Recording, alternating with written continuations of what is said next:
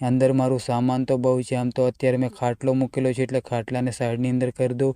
અહીંયા તમે જોઈ શકો છો બધું સામાન, ડોલો છે, ગેસ છે, બધું ચૂલો છે, એ બધું સામાન. નમસ્કાર મિત્રો, ફરી એક નવા બ્લોગમાં તમારું સ્વાગત છે. તો આજે આપણે જવાના છીએ ચકલા ભગાવવા માટે. તો બ્લોગની અંદર બન્યા રહેજો. કઈ રીતે હું ચકલા ભગાવું છું એ તમને પૂરેપૂરી માહિતી મળી જશે કે ચકલાને શું કામ ભગાવવું છે. આમ તો આ મધમાખી છે, તેઓને ખાવા માટે ચકલા બહુ આવે છે એટલે એને ભગાવવા માટે જવું પડે છે.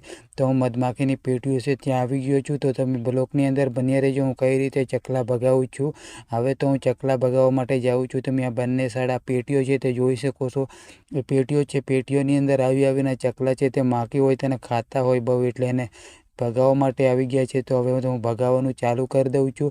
અને વિડીયોને લાઇક કરીને ગુજરાતી બ્લોગ જોવા માટે ચેનલને સબસ્ક્રાઈબ કરી લેજો. તો ચકલા ભગાવવાનું કામ તો મારું ચાલુ થઈ ગયું છે.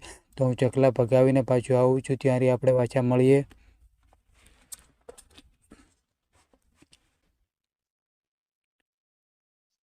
ચકલા એટલા બધા હોશિયાર છે કે ભગાવીને પાછા આવી જ જાય છે. તો માખીને જોઈ જાય ને એકવાર એટલે પછી વારંવાર ત્યાં આવ્યા જ કરે છે. એટલે મારે તો હવે આખો દિવસ આ કામ જ કરવું પડે, કેમ કે ચકલા બહુ આવે પછી માખી તો બધી ખાઈ જાય.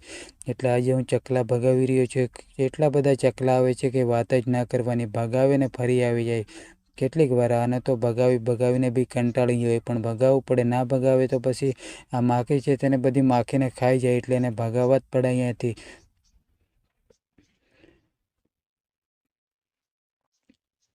હવે તો મેં તો ચકલા ભગાવી દીધા છે, પણ હવે આપણે પાછા રૂમ પર જવાના જ છીએ. તો અહીંયા તમને હું એકાદ પેટી ખોલીને બી બતાવી દઉં કેવી રીતે અંદર માખી કામ કરે. તો મેં પેટીનું ઢાંકણ તો ખોલી નાખ્યું છે.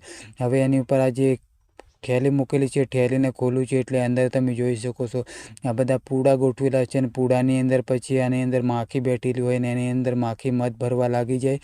માખી બી અંદર કેટલી સરસ છે. આ છે આપણો તંબુ. તંબુની અંદર હવે તો મારે ખોલીને હું અંદર જઈને તમને બતાવું શું શું સામાન છે તે. અંદર મારું સામાન તો બહુ છે. આમ તો અત્યારે મેં ખાટલો મૂકેલો છે એટલે ખાટલાને સાઈડની અંદર કરી દઉં. અહીંયા તમે જોઈ શકો છો બધું સામાન, ડોલો છે, ગેસ છે, બધું ચૂલો છે, એ બધું સામાન રાખેલું છે. એટલે હવે તો મારે ચોખા જે બનાવવાના છે એટલે હું જલ્દી ગેસની ઉપર તપેલું મૂકી દઉં. તપેલું મૂકીને પછી આ ડોલની અંદર પાણી છે તે પાણીની અંદર નાખી દઉં છું. એટલે પાણીને નાખી દઉં, પછી પાણી નાખીને તેની અંદર ચોખા નાખીને ગેસ ચાલુ કરી દઉં.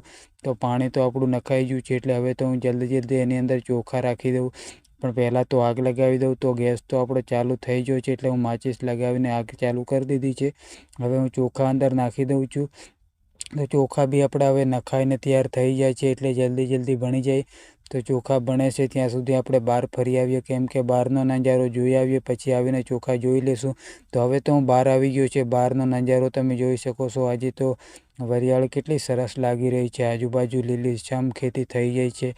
અને આ બાજુ મારો તંબુ છે. તમને હું તંબુ બી બતાવી દઉં છું કે એ બાજુ મારો તંબુ છે, એ બી તમે જોઈ શકશો. અહીંયા અમારો તંબુ છે. આજે તો કપડાં બી ધોઈને સુકાતા કરી મૂક્યા છે. એટલે તંબુની હવે અંદર જઈએ અને અંદર જઈને આપણે ચોખાનું જોઈ લઈએ. તો ચોખા તો આપણે બની ગયા છે. એટલે હું જલ્દી એક થાળીની અંદર કાઢી લઉં અને પછી થાળીની અંદર કાઢીને પછી જમી લઉં. તો આપણે બ્લોગ બહુ લાંબો કરતા નથી. પાછા નવા બ્લોગની અંદર મળીશું. અને વિડીયો ગમ્યો હોય તો લાઈક કરી નાખજો. અને નવા બ્લોગ જોવા માટે ચેનલને સબસ્ક્રાઈબ કરી લેજો. આમ તો આપણું શાક બનાવવાની જરૂર નથી, કેમ કે શાક તો આપણે વધારે બનાવેલું હતું એટલે શાક તો હતું. તો હવે હું જમી લઉં, પાછા આપણે નવા બ્લોગની અંદર મળીશું.